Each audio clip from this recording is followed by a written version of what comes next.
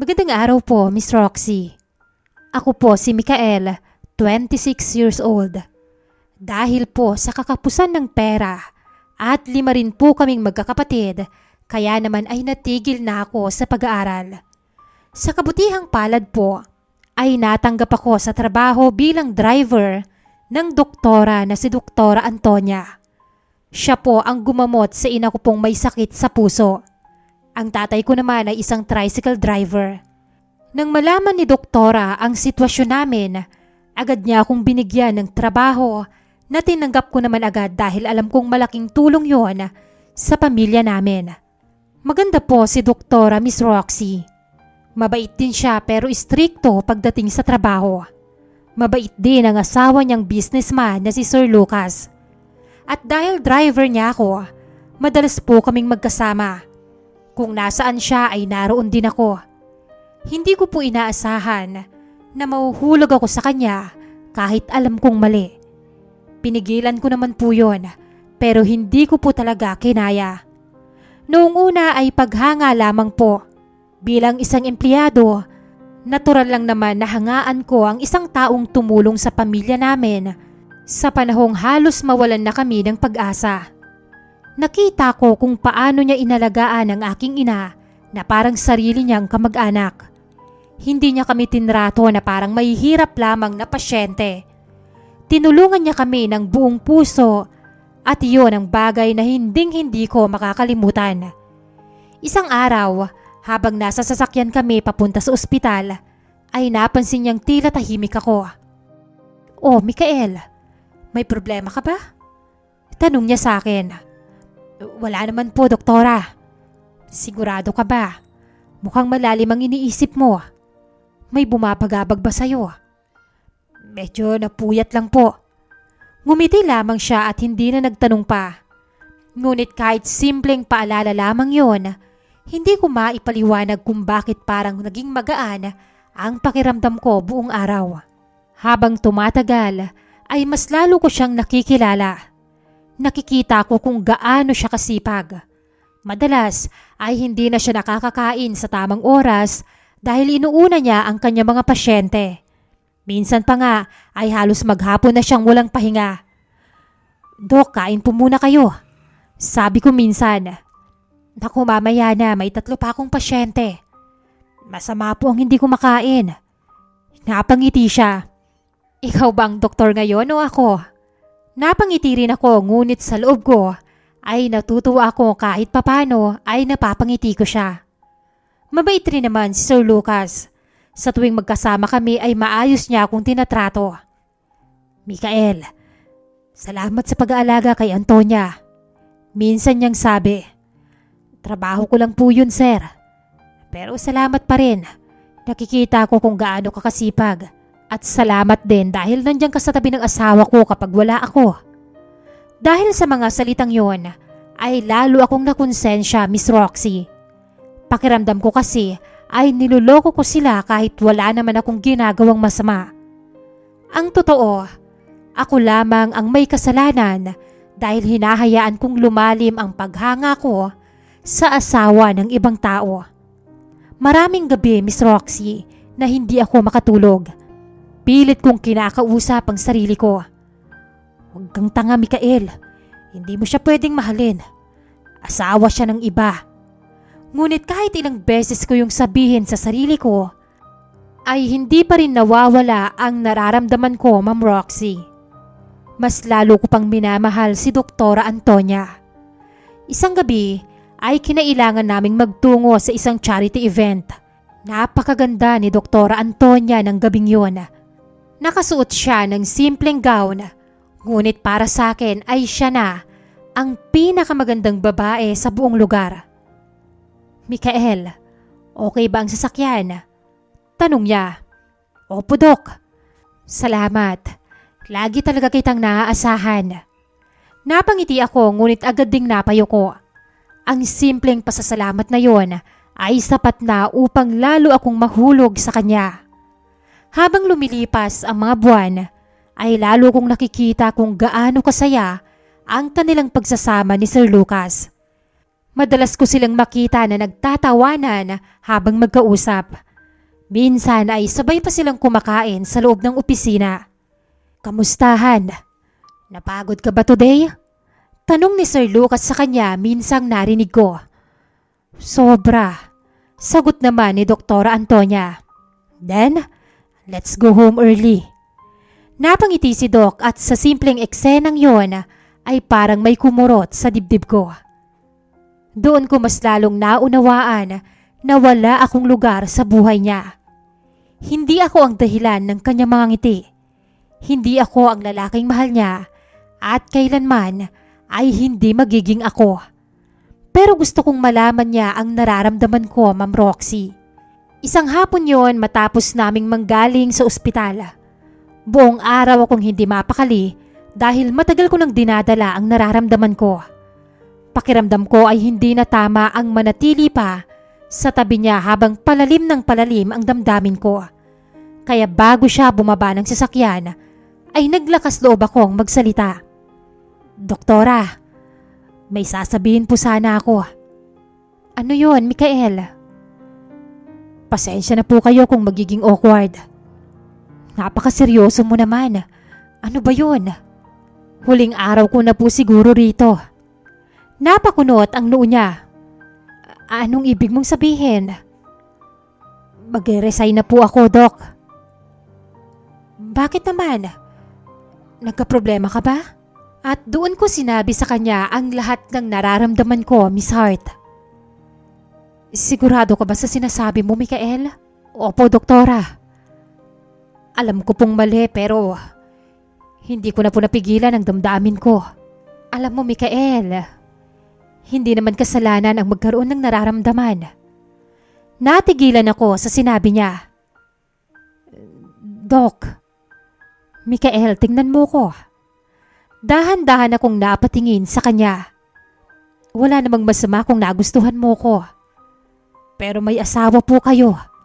Hindi siya agad sumagot pero lumapit siya sa akin, Miss Roxy, at hinaplos niya ang pisngi ko bago halikan.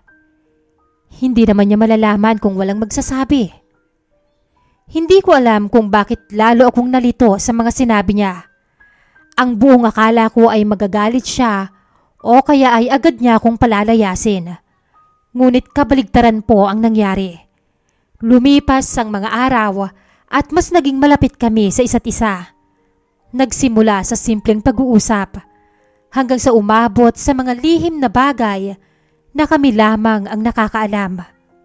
Unti-unti kong nakitang may bahagi ng buhay niya na hindi niya ipinapakita sa ibang tao. Sa likod ng kanyang ngiti ay may problema rin pala siyang kinikimkim. Alam mo, Mikael, minsan pagod na rin ako. Pero hindi po halata sa inyo. Dahil kailangan kong magpakatatag. Wala po ba kayong kaibigan na pwede niyong mapagsabihan? Ngumiti siya ng malungkot. Ngayon, meron na. Sabay tingin niya sa akin. At mula noon ay naging tagapakinig niya ako, Miss Roxy. Sa bawat araw na lumilipas ay mas lalo kong nakikilala ang totoong si Doktora Antonia. Hindi lamang bilang isang doktor, kundi bilang isang tao, bilang isang asawa, at bilang isang babae. Doon ko rin unti-unting nakalimutang isipin kung tama pa ba ang lahat ng nangyayari. Nagkaroon po kami ng isang lihim na relasyon. Isang relasyong hindi alam ng ibang tao. Sa panlabas ay driver pa rin niya ako, pero kapag gabi ay pumapasok ako sa kanyang silid kapag wala ang kanyang mister. At doon may nangyayari sa aming dalawa. Pero may mga pagkakataong naguguluhan din ako, Miss Roxy. Tama pa po ba ito, Doc? Pakiramdam ko po may mali na. Mikael, minsan kailangan lang nating sumaya. At masaya ako kasi ganun ka rin. Kaya wag ka nang mag-alala. Dahil sa sinabi niya ay hinalikan ko siya. Hanggang sa bumagsak na naman kaming dalawa sa kanyang kama. At may nangyari na naman sa pagitan namin. Sa kabila ng lahat, Miss Roxy, ay hindi ko maikakaila na malaking tulong ang mga biyayang dumating sa buhay namin. Gumaling ang aking ina at naging maayos ang kanyang kalagayan. Nakakabili na siya ng mga gamot na dati ay hindi namin kayang bilhin. Ang mga kapatid ko naman ay nakapagpatuloy sa kanilang pag-aaral nang hindi na kailangang huminto pa dahil lang sa kakulangan sa pera. Tuwing nakikita ko silang masaya, pakiramdam ko ay may dahilan ang lahat ng sakripisyong ginawa ko. At sa tuwing nakikita ko silang ganon, napapaisip ako kung tama bang husgahan ko ang sarili ko, gayong nakatulong naman yon sa pamilya namin. Ngunit habang lumilipas ang panahon, ay may kung anong bigat na unti-unting nabubuo sa dibdib ko. Hindi na ako mapakali. Hindi na ako makatingin ng diretso kay Sir Lucas. Sa tuwing mabait siya sa akin, ay parang lalo akong kinakain ng konsensya. Salamat sa lahat ng tulong mo, Mikael. Maswerte kami dahil nandito ka. Napapayuko lamang ako kapag naririnig ko yon. Pakiramdam ko kasi ay hindi ko deserve ang mga salitang yon. Habang tumatagal ay mas lalo kong napagtanto na hindi pera ang pinakamahalagang bagay sa mundo, Miss Roxy. Oo, natutulungan nito ang pamilya ko. Naging maayos ang buhay namin. Ngunit gabi-gabi ring may bumubulong sa isip ko na may kapalit ang lahat ng yon. May mga gabing hindi ako makatulog. Mga gabing nakatitig lamang ako sa kisame habang nagtatanong sa sarili. Masaya ba talaga ako? Ito ba talaga ang buhay na gusto ko? Hanggang kailan ako magiging kabit? Hanggang kailan namin maitatago ang lahat? Isang gabi ay hindi ko napigilan ang sarili ko. Muli ko siyang pinasok sa kanyang silid. Nakasuot na siya ng dress na pantulog na napakanipis. Kaya napalunok ako at nahihirapan na naman. Doktora, natatakot na po ako. Saan, Mikael? Sa ginagawa po natin. Matagal siyang nanahimik. Mahal mo ba ako, Mikael? Hindi agad ako nakasagot. Hindi ko namalayan na nakalapit na pala siya sa akin at hinahaplos na ang dibdib ko.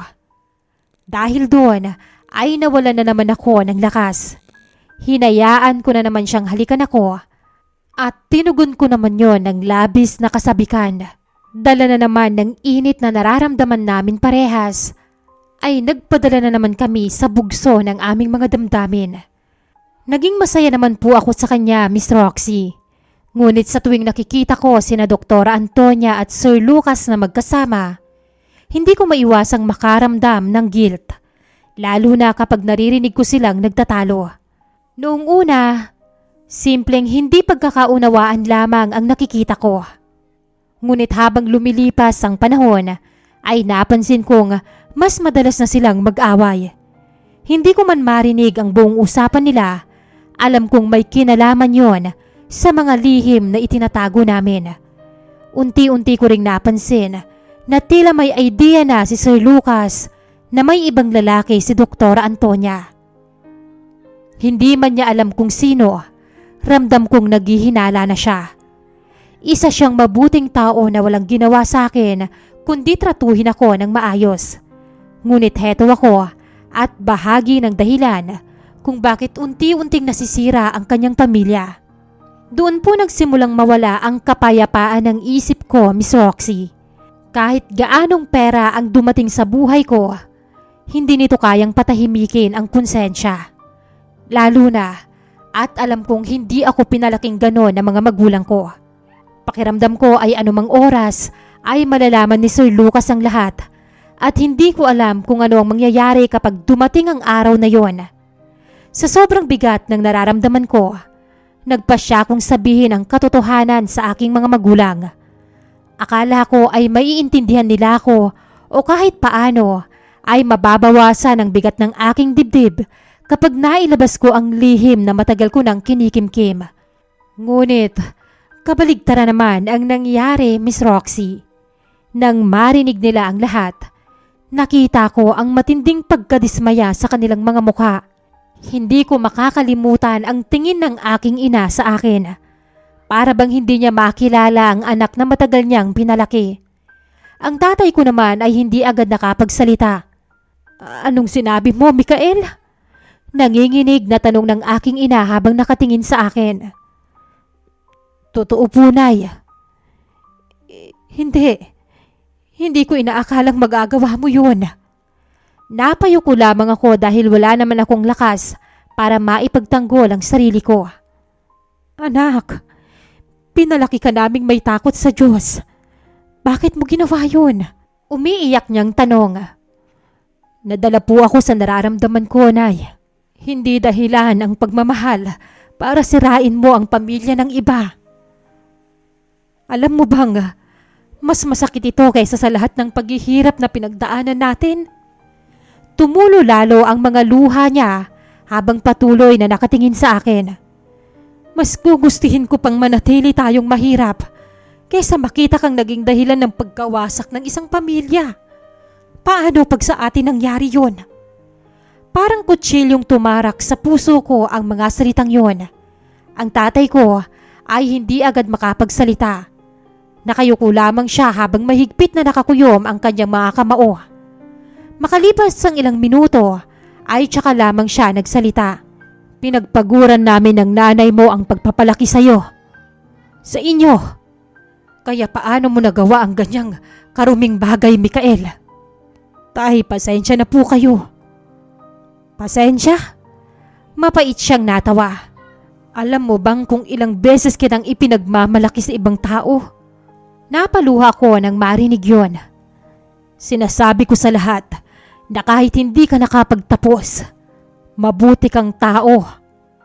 Pero ngayon, hindi ko alam kung paano kita ipagtatanggol. Tahimik na bumagsak ang mga luha ko.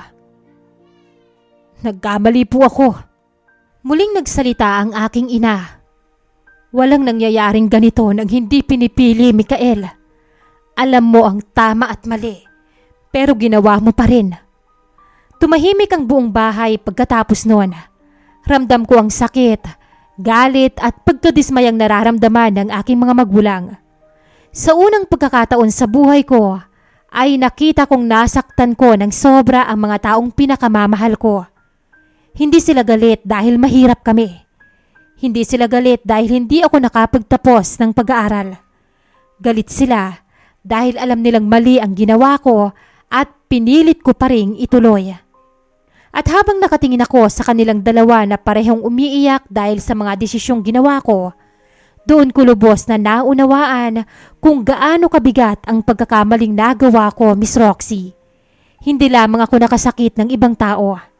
Nasaktan ko rin ang sarili kong pamilya na walang ibang ginawa kundi mahalin at suportahan ako sa buong buhay ko. Matapos ang gabing yon, ay ilang araw akong nag-isip. Binalikan ko ang lahat ng nangyari mula nang makilala ko si Dr. Antonia hanggang sa mga panahong naging lihim na may nangyayari sa amin. Kaya nagpasya kong tapusin na ang lahat. Hindi naging madali ang desisyong yon. Bahagi ng puso ko ay nasanay na sa presensya niya. Ngunit alam kong kung magpapatuloy pa kami, ay mas marami lamang taong masasaktan. Nang sabihin ko sa kanya ang aking desisyon, hindi ko nakita ang reaksyong inaasahan ko. Akala ko ay pipigilan niya ako o kaya ay magpapakita man lang ng lungkot. Ngunit tila wala siyang pakialam sa naging pasya ko. Para bang isa lamang akong bahagi ng kanyang buhay na madali niyang kayang palitan.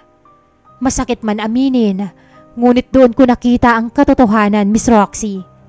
Habang ako ay naguguluhan at nasasaktan, tila madali lang para sa kanya na bitawan ng lahat at doon ko lalo na pagtanto na baka hindi pareho ang halaga ng relasyon namin sa isa't isa. Naisip kong baka pampalipas oras niya lang talaga ako, Miss Roxy, kapag wala ang asawa niya. Pagkatapos noon ay dumating ang araw na kinatatakutan ko. Nalaman ni Sir Lucas ang tungkol sa amin. Hindi ko alam kung paano niya nalaman ang katotohanan. Ngunit bago pa man ako makapagpaliwanag, ay agad niya akong hinarap. Galit na galit siya at wala akong masabi dahil alam kong karapatan niyang magalit. Tinanggap ko lahat yon dahil alam kong bahagi yon ng kapalit ng mga maling desisyong ginawa ko. Sa araw na yon ay tuluyan na po akong umalis. Hindi na ako muling bumalik pa. Hindi na rin ako nakipag-ugnayan pa kay Doktora Antonia. Masakit, Miss Roxy. Ngunit alam kong yon ang tamang gawin. Nagsimula akong muli mula sa wala. Naghanap ako ng trabaho at kung saan-saan nagpasa ng aplikasyon. Hindi naging madali dahil wala akong natapos na kurso at limitado lamang ang aking karanasan. Marami akong naging kabiguan. Marami rin ang tumanggi sa akin. Ngunit sa pagkakataong yon ay handa na akong magsimula ulit ng malinis. Minsan ay pumapasok pa rin sa isip ko ang mga alaalang nangyari sa akin sa piling ni Doktora Antonia. Ngunit wala na akong magagawa doon, Miss Roxy. Ang mahalaga ay natutunan at nakaalis ako sa ganung sitwasyon. Hanggang dito na lamang po at maraming salamat sa inyong pagbabasa. Lubos na gumagalang, Mikael.